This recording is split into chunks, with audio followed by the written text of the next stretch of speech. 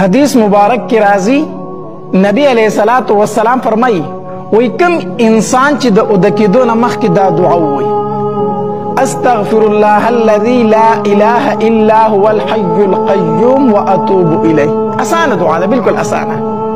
استغفر الله الذي لا اله الا هو الحي القيوم واتوب اليه. نبی علیہ الصلوۃ والسلام فرمائی وی دا دعا چې چا د ودکیدو نه مخکې وویل کنه الله تبارک وتعالی به د تمام ګناهونه معاف کی اگر چې د سمندر د زګم نیولې نه وي. د سمندر د زګم نه د ګناهونه دی الله تبارک وتعالی به ورله هغه ګناهونه سکی معاف کی. یو دویم نبی علیہ الصلوۃ والسلام فرمایي وای د ګناهونه کو د تمام دنیا د ونو د پاڼو نیولې نه وي الله به ورله معاف کی. د دنیا کې څومره ونی دي څومره ونی دي او دې کې چې څومره فانی دي فانی د یو انسان ګناهونه د دې په مقدار شي حدیث مبارک کې راځي الله تبارک وتعالی به ورله دا هم سکی معاف کی. دریم نبی علیہ الصلوۃ والسلام فرمایي وای د ګناهونه کو د دنیا د ورځو موافق وي الله تبارک وتعالی به ورله دا معاف کی. دنیا د کله نه آباد شوې ده کله به ختميږي کله به قیامت راځي څومره ورځې دي چاته مقدار معلوم دی نه.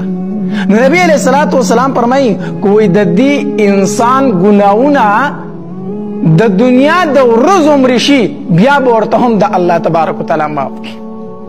او څلورم نبی علیہ الصلوۃ والسلام یو زیات کو ریګستان چای کې شګ ډېرې زیاتې وي.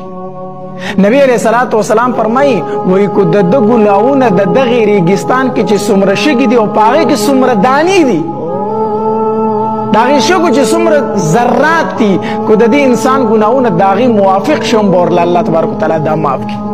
ګوره څومره اسانه وظیفه ده. استغفر الله الذي لا اله الا هو الحي القيوم واتوب الیه.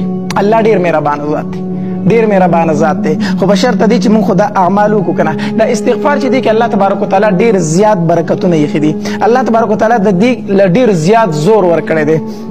حدیث مبارک کے راضی نبی علیہ الصلوۃ والسلام فرمائی کوئی څوک دا غواړي کنه چې د قیامت په ورځ باندې د خپل اعمال نامې نه خوشاله شي د خپل اعمال نامه ویني او د هغې نه خوشاله شي نو حدیث مبارک کې راځي وایي استغفار دی دا انسان ډیر وي د چا په اعمال نامه کې چې استغفار ډیر و دی به د ورځ د قیامت د خپل اعمال نامې نه خوشاله وي. دغرانګه بل حدیث مبارک کې راځي نبی علیہ الصلوۃ والسلام فرمایي وی دا دو فرشتې نه دي کوم چې د انسان اعمال لیکي اعمال نو چې دا انسان د اعمال بر اسمانونو ته اوسي الله تبارک وتعالی لره نو چې کله د په عمل نامه کې په اول سر کې استغفار وي او په اخر سر کې استغفار وي اول سر کې استغفار دی او په اخر سر کې استغفار دی الله تبارک وتعالی فرشتو ته وایي اے فرشتو د دې دوه استغفارو ترمنځ چې کوم ګناهونه د انسان کړي دا ول ټول وران کوي ختم کوي. نو د ورځې په ابتدا کې هم استغفار ویل پکار دی او د ورځې په انتها کې هم استغفار ویل پکار دی. استغفار ډیر زیات ویل پکار دی ځکه علماء لیکلي دي وایي کم انسان چې